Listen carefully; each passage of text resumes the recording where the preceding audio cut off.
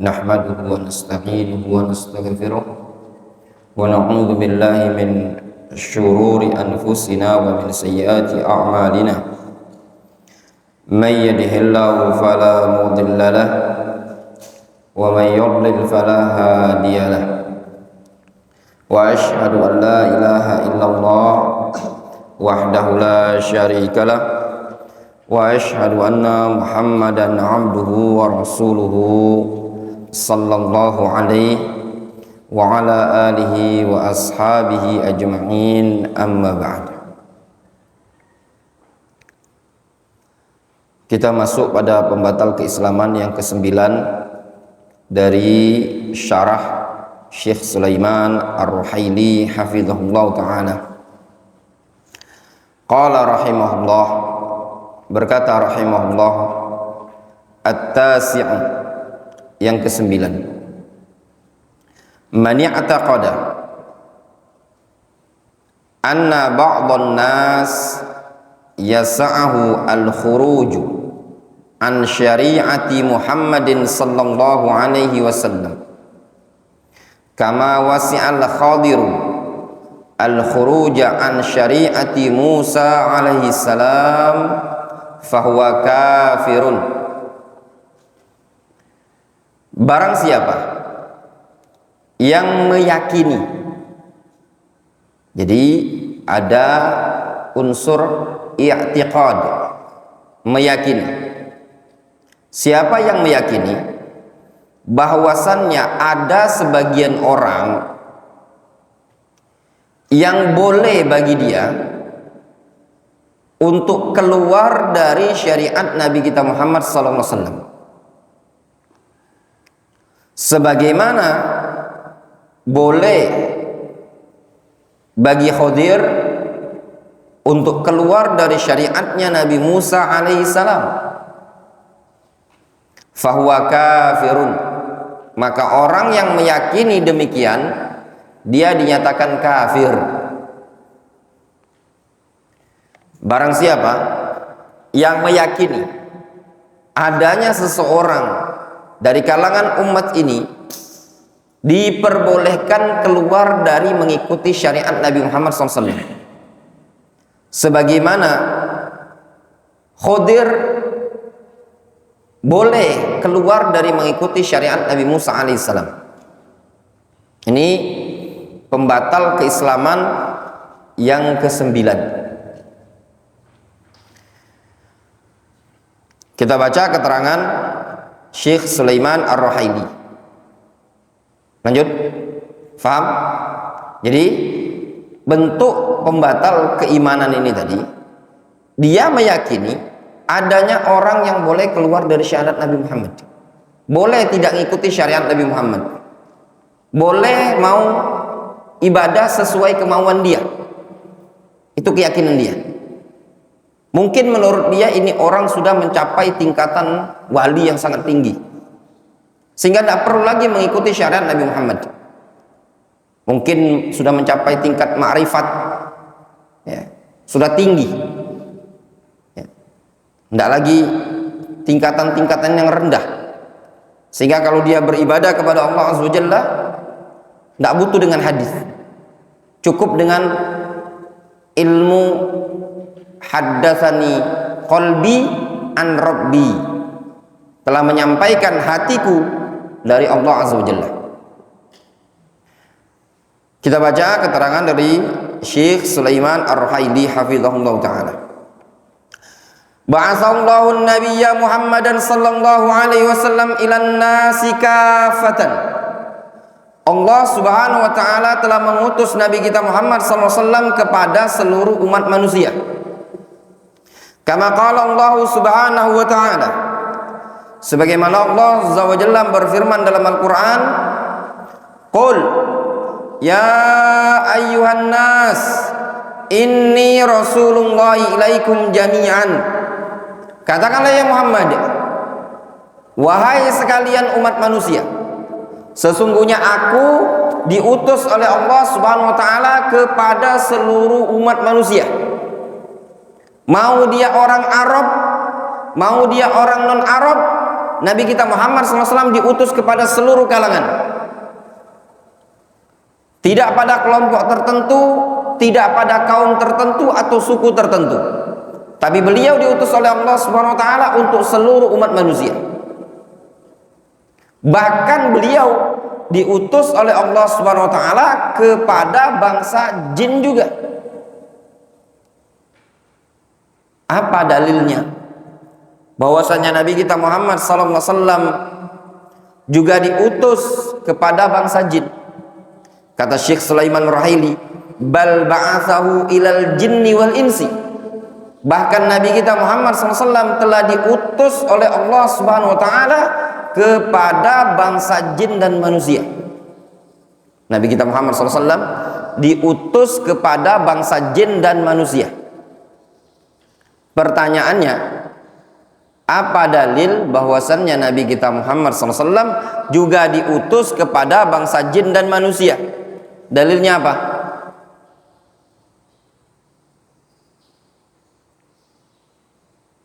Imam.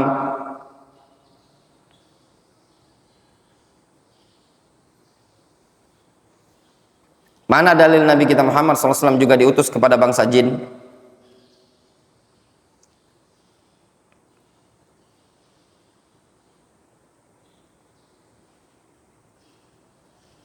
Kelamaan, usaplah.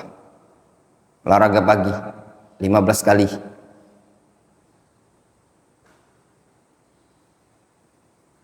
Aulia, Nabi kita Muhammad SAW juga diutus kepada bangsa jin. Apa dalilnya?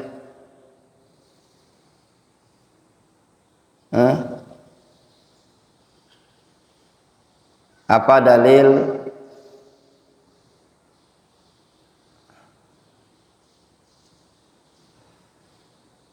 Tidak bisa, push up lah. Yang udah pernah mondok-mondok udah lama ini tidak tahu dalilnya push up.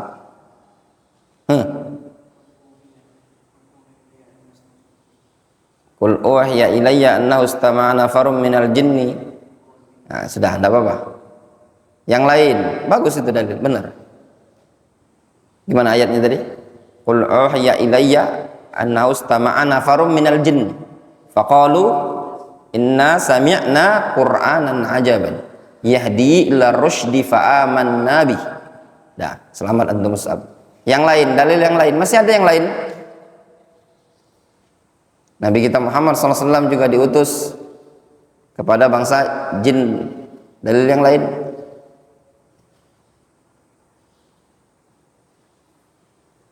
Irsyad.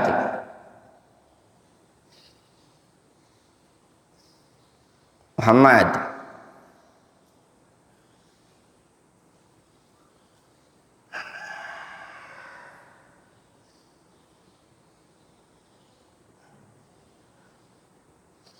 Imam Aulia bisa jawab, bonus untuk antum. Antum tunjuk salah seorang yang di sini nggak bisa jawab, boleh antum push up-kan.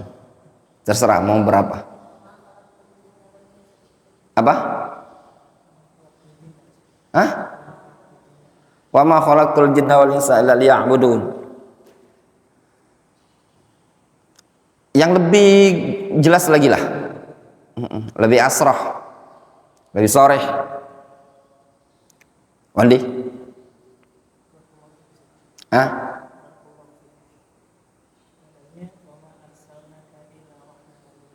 Wa ma arsalnaka illa rahmatan lil alamin. Boleh, tapi anak yang lebih jelas lagi. Ayat ini juga sama. Qul ya ayuhan nas inni rasulullah ilaikum jami'an. Juga sama, nanti anak jelaskan. Tapi anak ingin ayat Al-Quran yang jelas, yang beliau mendakwai jin. Umar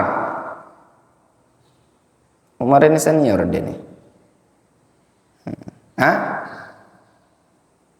Kalau anak sebutkan antum melongok.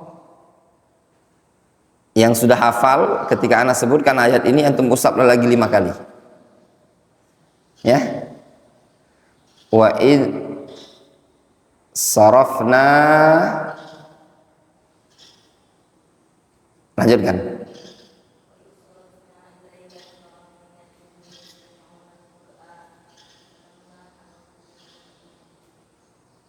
Falamma qudiya wallaw ila qaumihim mundzirin. Wa id sarafna ilaika nafaram minal jin yastami'una al-Qur'an falamma hadarahu qalu ansitu falamma qudiyal amru wallaw ila qaumihim mundzirin. Qalu ya qaumana inna sami'na kitaban min ba'di Musa musaddiqan lima baina yadayhi yahdi ilal haqqi wa ila tariqim mustaqim. Antum hafal berarti usaplah 5 kali ya. Itu tambahannya ya. Berarti kurang di murojaah ya. Hafal, imam hafal? Nggak hafal? Jangan jujur. Hah? Belum? Siapa yang hafalnya dari belakang itu sudah 5 juz dari belakang? Antum ya, karena itu di surat apa? Surat Ahqaf. Lupa lagi. Antum ngafal itu gimana sih? Ya. Surah Ahqaf atau Jasiyah itu? Ahqaf ya. Ya enggak? Di sekalian anak-anak tahfidzul Quran, kalau antum ada waktu ya, ketika hafal itu coba yang diupayakan tahu apa yang dihafal itu. Sama teman-teman anak takhasus juga sama. Ya. Syekh Muqbil Ibnu Hadi Al-Wadi'i rahimahullah ta'ala, beliau tidak hafal Al-Quran 30 juz ya ikhwan. Ada yang mengatakan beliau cuma hafal 20 juz, tapi luar biasa beliau berdalilnya. Makanya ketika antum baca buku, belajar, dihafalkan gitu loh, dihafalkan. Ini ayat, ini dalil, ini. Makanya para ulama menyebutkan syarat untuk menjadi mujtahid tidak dipersyaratkan hafal Al-Quran. Mereka mempersyaratkan hafal ayatul ahkam ya, hafal ayatul ahkam. Tidak dipersyaratkan hafal Al-Quran, hafid tidak, tapi dipersyaratkan hafal ayat-ayat ahkam. Setawana seperti itu ya. Kalau keliru gampang rujuk seperti itu. Jadi antum belajar, walaupun antum mungkin tersibukkan, umur sudah 20-an, tidak bisa fokus menghafal Al-Quran, antum menghafal ayat-ayat yang seperti itu tadi. Ayat tentang rojem misalkan, zina, tentang khomer, tentang judi, tentang riba ya. Kisah-kisah juga seperti itu, qasas yang ada dalam Al-Quran, nasihat, mau'idhah, antum hafalkan. Mungkin ayat-ayat yang antum hafalkan ini bermanfaat bagi antum ketika berdakwah, ketika mengajar gitu loh. Menghafal dalil sedikit-sedikit gitu loh. Apalagi ketika melewati ayat Al-Quran atau hadis ya. Ayat-ayat yang kita pelajari antum hafalkan, difahami, antum fahami keterangan para masyayikh, bagaimana istinbatnya, bagaimana cara berdalilnya. Nah ini yang antum perlu melatihnya, difahami. Nah di sini yang Ana sangat-sangat menganjurkan, sangat-sangat menyarankan sekali kepada antum agar betul-betul antum memahami dengan baik. Jadi tidak cuma sekedar antum belajar, tapi antum ada dalil yang antum hafal. Ya, seperti ayat tadi tentang jin. Nabi kita Muhammad SAW berdakwah kepada jin. Bacakan ayatnya. Wa id sarafna ilaika nafaram minal jin yastami'una al-Qur'an falamma hadaruhu qalu ansitu falamma qudiyal amru wallaw ila qaumihim mundzirin qalu ya qaumana inna sami'na kitaban, dan seterusnya ayat ya. Nah ini kisah, jadi maklumat-maklumat seperti itu nempel pada antum ya ikhwan ya, sedikit demi sedikit gitu loh. Wadih ya, biasakan, gunakan waktu-waktu luang. Ketika Ustadz ndak ada, ana lagi safar, lagi ndak ngajar antum, bukan antum kerjanya tidur rebahan, enggak kayak gitu ya kon. Ya. Kita nuntut ilmu nggak kayak gitu. Dulu kalau ana ndak ada ustadz, ana ke maktabah, mutolaah, baca, ana belajar sendiri. Jadi hari itu ndak hilang begitu saja. Ada ayat yang ana hafal, ada hadis yang ana hafal. Ayat hadis yang antum hafal itu pasti akan bermanfaat di hari kemudian. Imma ketika khutbah, wa imma ketika muhadharah, imma begini-begini.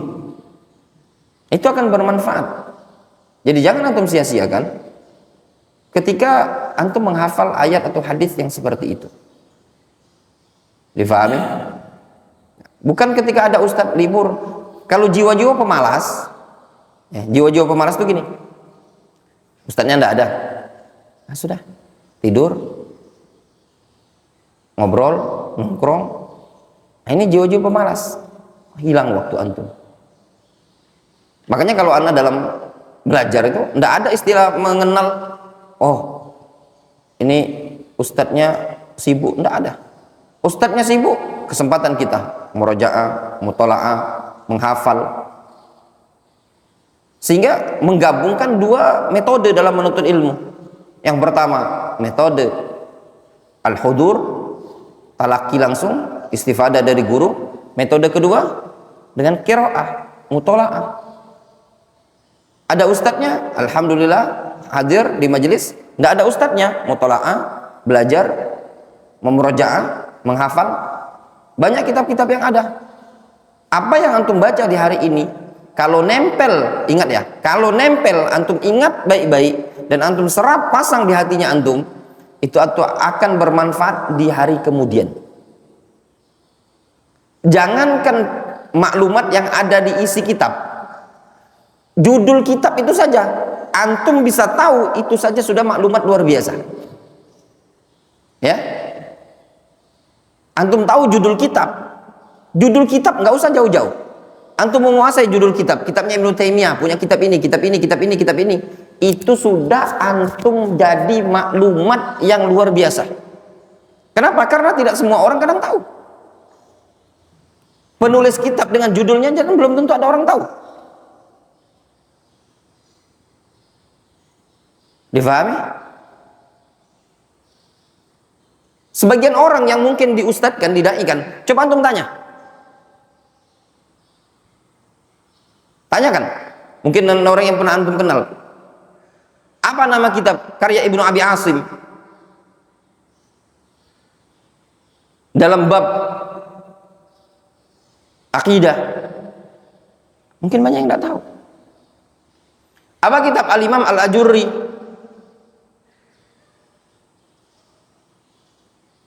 Bab adab saja, talibul ilmi, bab adab penuntut ilmu. Karya Al-Khatib Al-Baghdadi, tidak semua asatidzah yang bernisbat dengan dakwah asatidzah bisa menyebutkan kitab apa saja karya Al-Khatib Al-Baghdadi. Orang yang berlabel ustadz loh. Nggak usah kita nggak bahas umum, bahas yang salafi. Ya enggak? Antum kalau rajin baca maklumat. Oh, Al-Khatib Al-Baghdadi punya kitab namanya Taqyidul Ilm. Oh, Al-Khatib Al-Baghdadi punya kitab namanya Syarah Ashabul Hadis. Oh, Al-Khatib Al-Baghdadi punya kitab namanya Al-Jami' li Akhlaqir Rawi wa Adabis Sami'. Oh, Al-Khatib Al-Baghdadi punya kitab Al-Faqih wal Mutafaqqih. Oh, Ibnu Abdul Bar punya kitab namanya Jami' Bayanil Ilmi wa Fadlihi. Antum tahu judul kitab saja itu sudah maklumat menghiasi anunya antum. Ya. Antum ngajar dakwah muhadharah di hadapan para penuntut ilmu dengan maklumat-maklumat yang seperti itu sudah hiasan yang indah, butiran-butiran duror. Ana sering tanbih yang seperti ini tadi. Antum masuk maktabah, antum hafalin kitab. Oh,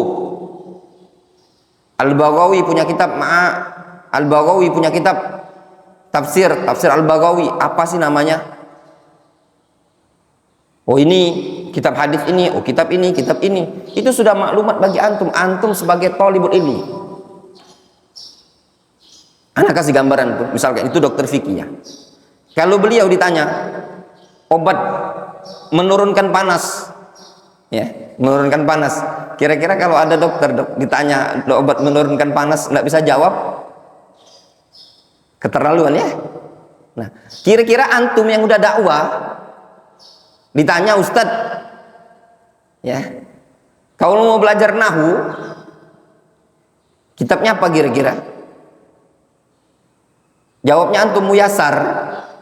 Enggak ustadz, aku pengen kitab-kitab ulama nahu yang zaman dulu. Jawab, wallah alam akhirnya dulu cuma belajar muyasar sama mukhtarat, sama apa lagi mungkin ya, yang buku Ustadz Abu Ubaid Bima itu ya. Nah, ya enggak masalah, itu buku-buku bagus, buku nahu. Cuma kalau sampai antum enggak kenal namanya buku mutamimah, sampai ada salah seorang ustadz ketika anak bilang, kami di sini belajar mutamimah, kitab apa itu Ustadz mutamimah tuh? Nah, ini kan aib bagi seorang yang sudah berdakwah, enggak tahu buku yang seperti ini. Sama ibarat dokter yang sudah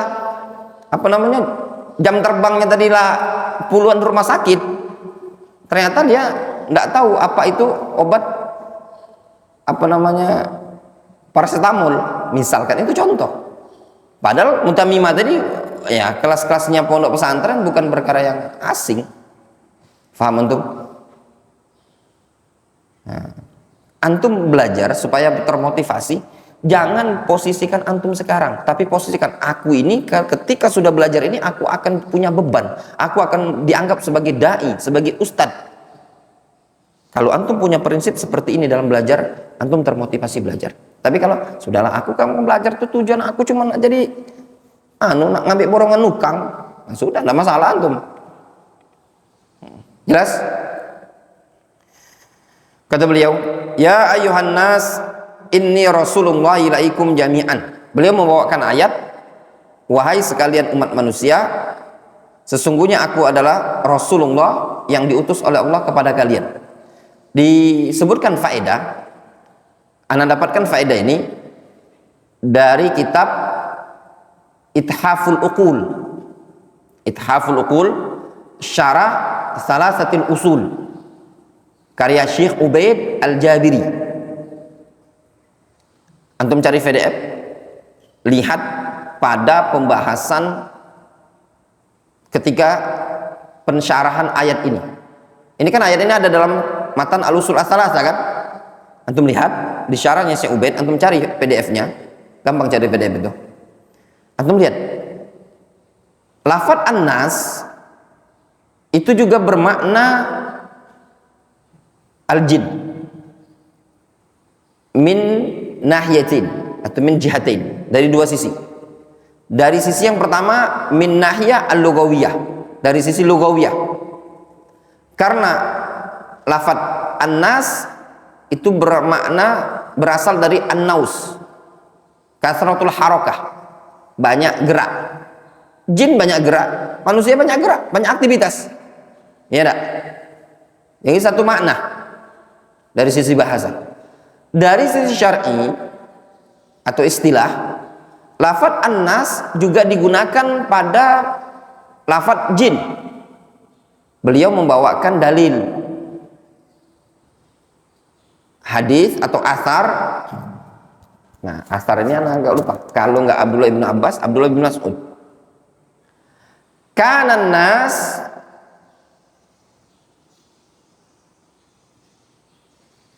kana unasun minal insi ya'udzuna bi unasin minal jin. Itu lafadznya. Kana nasun minal insi ya'udzuna bi unasin minal jin. Kana nasun minal insi, ada nas, manusia dari kalangan manusia, berlindung kepada unas minal jin. Difahami? Ya.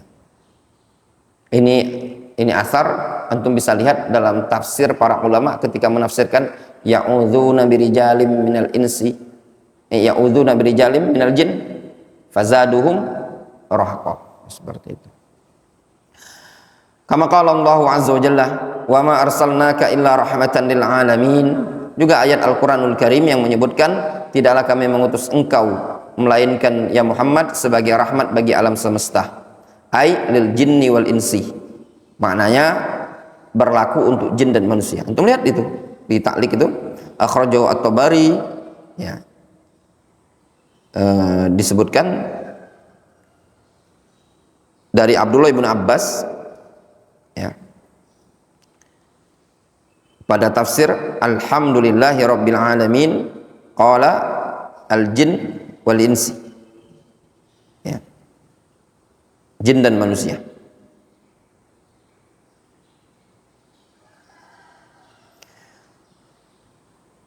Itu Rabbul Alamin mencakup jin dan manusia. Wa qala an-nabiy sallallahu alaihi wasallam kana an-nabiy yub'atsu ila qaumihi khassatan wa bu'itsu ila an-nasi 'amatan. Dulu Nabi sallallahu alaihi wasallam diutus kepada kaumnya secara khusus dan aku diutus kepada umat manusia secara umum. Ini dalil jelas ya. Nabi sallallahu alaihi wasallam menyebutkan dulu Nabi sebelumku kalau diutus kepada kaumnya dia kaum secara khusus, kepada Bani Israel saja, kepada kaum ini, kaum ini. Jadi masing-masing kaum itu punya nabi tersendiri. Sedangkan aku, kata Nabi Muhammad SAW, diutus kepada seluruh umat manusia. Muttafaqun alaih. Fal anbiya alaihimus salatu wassalam qabla nabi sallallahu alaihi wasallam innama yub'atsul wahidu minhum ila qaumihi khassatan. Dulu para nabi sebelum Nabi kita Muhammad SAW, dia diutus salah seorang dari mereka tadi kepada kaumnya secara khusus saja. Amman nabiyyu sallallahu alaihi wasallam fa bu'itsa ilan nasi amatan. Adapun Nabi kita Muhammad SAW diutus kepada seluruh umat manusia. Jelas? Ghairi dzalik atau wa ghairu dzalik, dan yang selain itu. Kulluhum atau ghairu dzalik kulluhum bu'itsa ilaihimun nabiyyu sallallahu alaihi wasallam. Afan. Abyadihim wa aswadihim, arabihim wa ajamihim. Seluruh umat manusia, mau orang putih, orang hitam, orang Arab, orang non-Arab. Man kana yahudiyan minhum au nasraniyan au budziyan au ghairu dzalik.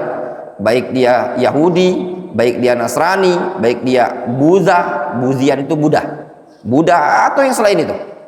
Intinya Nabi kita Muhammad SAW diutus kepada seluruh umat manusia, mau orang kulit putih, orang kulit hitam, mau orang Arab, orang non-Arab, orang Yahudi, orang Nasrani, orang Hindu, orang Buddha, orang kaum Hucu, semuanya Nabi kita Muhammad SAW diutus kepada mereka, sehingga tidak diperbolehkan bagi mereka untuk berpaling dari syariat yang dibawa oleh Nabi kita Muhammad SAW. Barang siapa yang berpaling dari syariat yang dibawa oleh Nabi kita Muhammad SAW, maka dinyatakan kufur.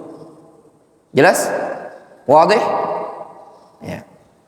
Kulluhum bu'itsa ilaihimun nabiyyu sallallahu alaihi wasallam wa wajaba alaihim ittiba'uhu wad-dukhulu fi dinihi. Seluruh mereka Nabi kita Muhammad SAW diutus kepada mereka dan wajib bagi mereka untuk mengikuti Nabi Muhammad SAW dan masuk ke dalam agama Nabi kita Muhammad SAW. Jelas? Jadi tidak ada perbedaan. Mau dia orang Arab, mau dia non-Arab, mau orang Pagaralam, orang Jawa, orang Sunda, orang Medan, orang Solo, semuanya Nabi kita Muhammad SAW diutus kepada seluruh umat manusia. Antum orang Medan, antum orang Sunda, ya, antum orang Minang, antum orang Ngapak. Masya Allah, antum ini walaupun nggak banyak tapi bersuku-suku ya. Muhammad Ngapak antum mat? Ya, Ngapak. Antum apa? Solo antum. Umi Solo sama Abi Solo juga. Oh, Masya Allah, antum halus sekali antum berarti. Enggak. Ya, gitu kan? Antum asli Medan, Irsyad. Ya. Wah, Medan. Antum Medan juga asli? Ya. Masya Allah. Ngapak, orang Solo, orang Sunda, antum orang Minang, ada orang Semendo, orang Pedamaran, orang Diri. Nah, Masya Allah ya, antum beragam-ragam.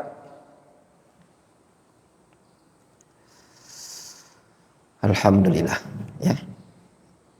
Kasih pertanyaan lagi. Apa dalil? Apa tujuan Allah SWT menciptakan umat manusia itu beragam-ragam suku dan berbangsa-bangsa? Irsyad jawab, nggak bisa push up. Lita'arafu, tujuannya supaya mereka saling mengenal. Oh, begini karakternya orang Solo. Oh, gini bahasanya orang Ngapak.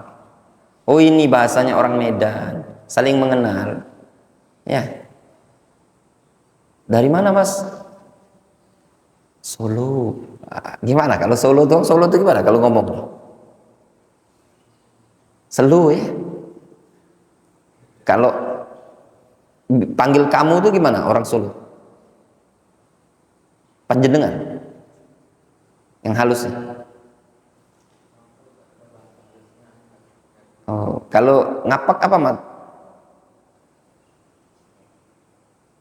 Yang halusnya, halus Ngapak apa? Nggak ada, kasar semua.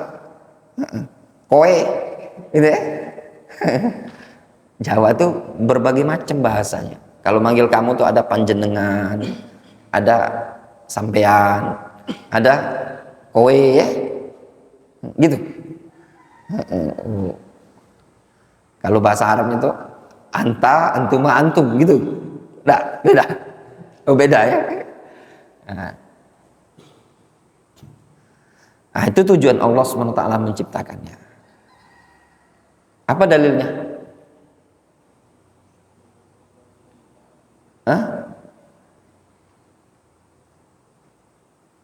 Dalam surah Al-Hujurat, lita'arufu.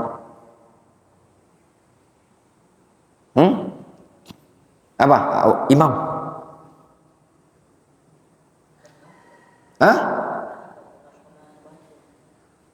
Masa nggak hafal? Jangan ngeles. Hujurat belum hafal? Saya mah sudah hafal Al-Hujurat. Sudah hafal Arif. Mandi. Muhammad. Umar. Al-Hujurat.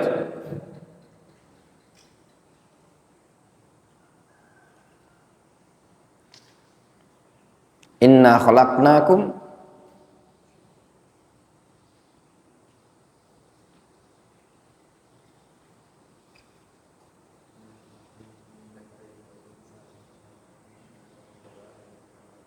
wa ja'alnakum syu'uban wa qabailu lita'arafu ya. Wa ja'alnakum syu'uban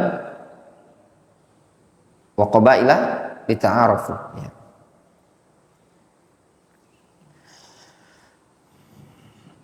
Walidzalik ja'a Abi Hurairah radhiyallahu anhu an Rasulillah sallallahu alaihi wasallam qala. Oleh karena inilah datang dari riwayat Abu Hurairah dari Rasulullah sallallahu alaihi wasallam, beliau bersabda, "Walladzi nafsu Muhammadin biyadi la yasma'u bi ahadun min hadhil ummah," yakni ummatad da'wah, Yahudiyun wala nasraniyun thumma yamutu walam yu'min billadzi ursiltu bih illa kana min ashabin nar. Rawahu Muslim. Nabi SAW beliau mengatakan, walladzi nafsu Muhammadin biyadi, sungguh demi zat yang jiwa Muhammad berada di tangannya, tidaklah seseorang dari kalangan umat ini, yaitu ummatud dakwah, umat yang layak menerima dakwah Nabi kita Muhammad SAW, baik berupa Yahudi atau berupa Nasrani, kemudian dia mati dan tidak beriman dengan apa yang aku bawa, illa kana min ashabin nar, melainkan dia layak dan pantas untuk dimasukkan ke dalam neraka. Ya ikhwan, umat Nabi kita Muhammad SAW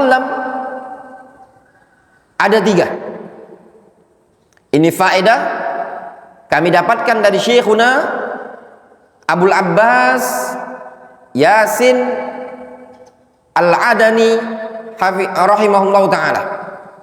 Syekhuna Yasin Al-Adani rahimahullah ta'ala menyebutkan umat Nabi sallallahu alaihi wasallam ada 3. Itu disampaikan oleh beliau singkat ana di daras pelajaran Syarah Usul Sunnah atau Syarah Sunnah Al-Barbahari, ana agak lupa. Beliau menyebutkan umat Nabi sallallahu alaihi wasallam itu ada 3. Yang pertama ummatud dakwah. Ummatud dakwah. Umat dakwah. Orang-orang yang menerima atau berhak untuk didakwai, yang layak mendapatkan dakwah. Siapa itu? Seluruh umat manusia yang berada pada masa setelah diutusnya Nabi kita Muhammad SAW, baik yang di masa itu, di masa hidupnya beliau, ataupun di masa sekarang. Itu semua disebut ummatud dakwah. Sehingga ummatud dakwah mencakup umum seluruh umat manusia yang hidup baik di masa beliau ataupun setelah beliau wafat, baik dari kalangan manusia atau dari kalangan jin, semuanya disebut dengan ummatud dakwah. Jelas? Sehingga ummatud dakwah itu mencakup Yahudi, Nasara, Muslimun, seluruh umat manusia. Yang kedua, ummatul ijabah, umat yang menjawab, menyambut dakwanya Nabi kita Muhammad SAW. Siapa mereka?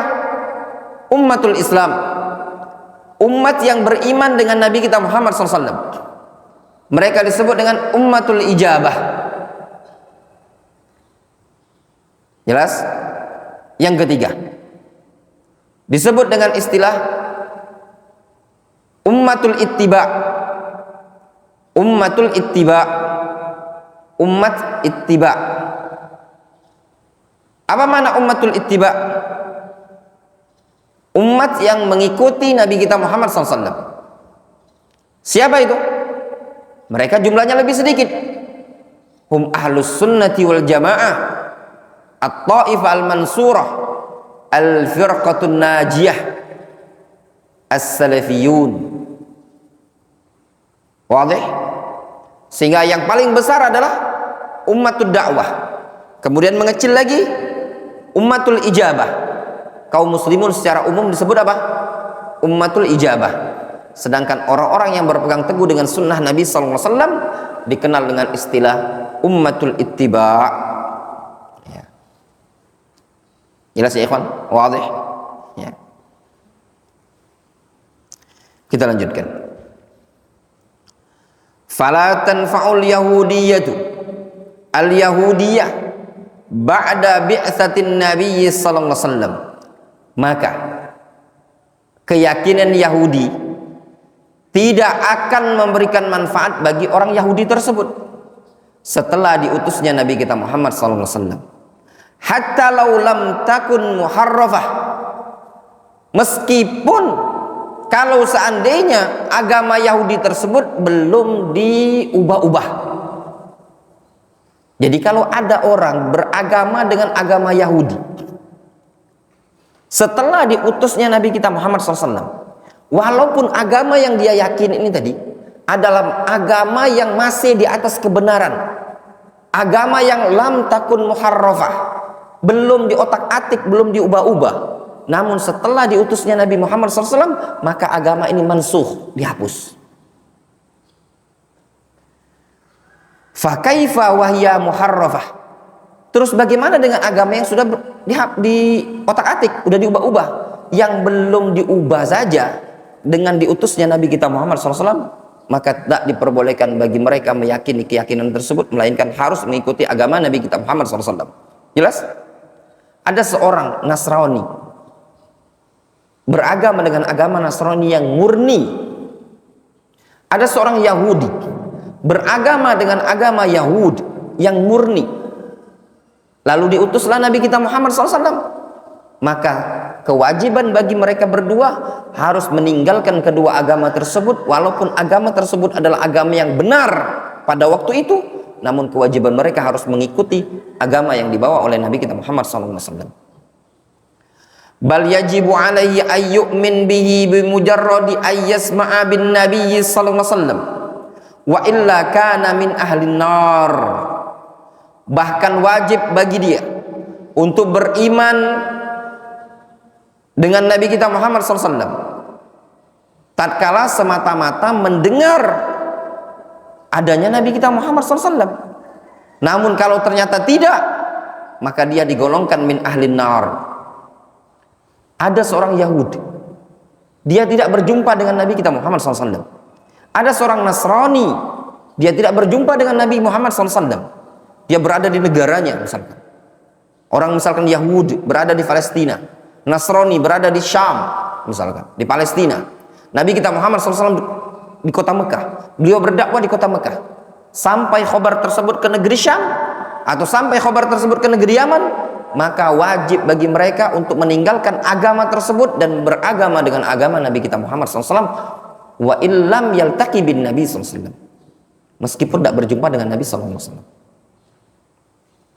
Wa kadzan nasrani la tanfa'u nasraniyya ba'da bi'tsatin Nabi sallallahu alaihi wasallam walau lam takun muharrafatan fa kaifa wa qad hurrifat. Demikian juga Nasrani, agama Nasrani tersebut tidak akan bermanfaat bagi dia setelah diutusnya Nabi kita Muhammad SAW, meskipun agama tersebut belum diubah. Terus bagaimana dengan agama yang sudah diubah? Fal wajibu alaihi idza sami'a bin Nabi sallallahu alaihi wasallam ayattaba'ahu. Yang wajib bagi dia tatkala dia mendengar adanya Nabi kita Muhammad SAW, ayyattabi'ahu, dia ikuti. Wa ayyadkhula fi dinihi, masuk ke dalam agama Islam. Wa illa kana minal kufar al mukhalladin finnar. Namun kalau tidak, maka dia digolongkan termasuk orang-orang kufar yang dikekalkan dalam neraka. Wa alaihi, maka atas dasar inilah faman ya'taqada anna ahadan minan nas sawa'un sammahu waliyan aw syekhon aw kutuban, maka barang siapa yang meyakini bahwasannya ada seseorang dari kalangan umat manusia ini, mau disebut sebagai wali atau disebut sebagai syekh atau disebut sebagai kutub, la yajibu alaihi ayyattabi'an nabiyya sallallahu alaihi wasallam, dia yakini bahwasan orang ini tadi, wali ini atau syekh ini tadi atau kiai ini tadi atau ulama ini tadi atau kutub ini tadi, diyakini tidak wajib mengikuti agama Nabi Muhammad SAW. Wa annahu yasa'ahu ay yakhruja min syariati Muhammadin SAW, dia yakin ini orang boleh keluar dari syariat Nabi Muhammad SAW. Wa yatrukal wajibat asy-syar'iyyah, serta dia yakin ini orang tidak perlu lagi mengerjakan kewajiban, boleh meninggalkan kewajiban karena dia sudah mencapai tingkatan ma'rifat, tingkatan yang sangat tinggi. Wa antas quta'anahul takalif, diyakini bahwasanya orang ini sudah gugur kewajiban-kewajiban taklifnya, li'annahu qad wasala, karena dia telah sampai pada tingkatan tinggi, sudah mencapai tingkatan wahdatul wujud, sudah sampai tingkatan ma'rifah, menyatu dengan Allah Subhanahu wa taala, sehingga mereka mengatakan manunggaling kaula Gusti. Nah, kalau sudah sampai tingkatan ini tadi, faqad kadzaba wa kafara, ini orang telah dusta dan kufur terhadap agama yang dibawa oleh Nabi kita Muhammad SAW. Wa kadzdzabal Qur'ana was sunnah, dan juga ini orang dikatakan telah mendustakan Al-Quran dan Sunnah. Wa hadza sababu iradi syekh li hadzal naqid huna, inilah tujuan syekh, sebab syekh rahimahullah membawakan pembatal keislaman yang demikian ini tadi.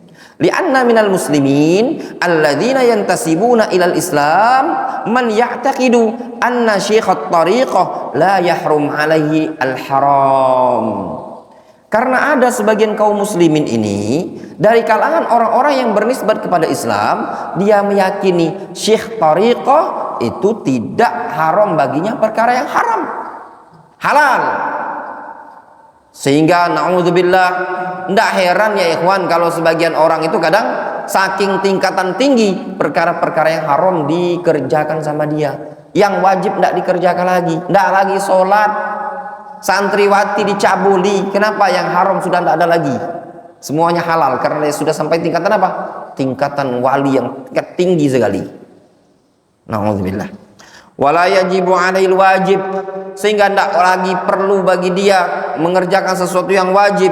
Wala yalzamu ayya'mala bi syariati Muhammadin sallallahu alaihi wasallam, sehingga dia meyakini ini orang tidak perlu mengamalkan syariatnya Nabi Muhammad SAW. Wa hadza kufrun akbar wal iyadzu billah yukhriju min millatil Islam. Ini kekufuran yang sangat besar, wal iyadzu billah, mengeluarkan seseorang dari agama Islam. Tidak boleh. Ya. Keyakinan yang naudzubillah, keyakinan kufur, mengeluarkan seseorang dari agama Islam. Kalau sampai meyakini bolehnya keluar dari syariat Nabi kita Muhammad sallallahu alaihi wasallam. Wadih, jelas? Ya, jelas ya. Tinggal satu pembatal lagi, pembatal yang ke-10, dan pernak-pernik di belakang itu insyaallah kita lanjutkan pertemuan berikutnya. Masih ada waktu, kita lanjutkan belum malam.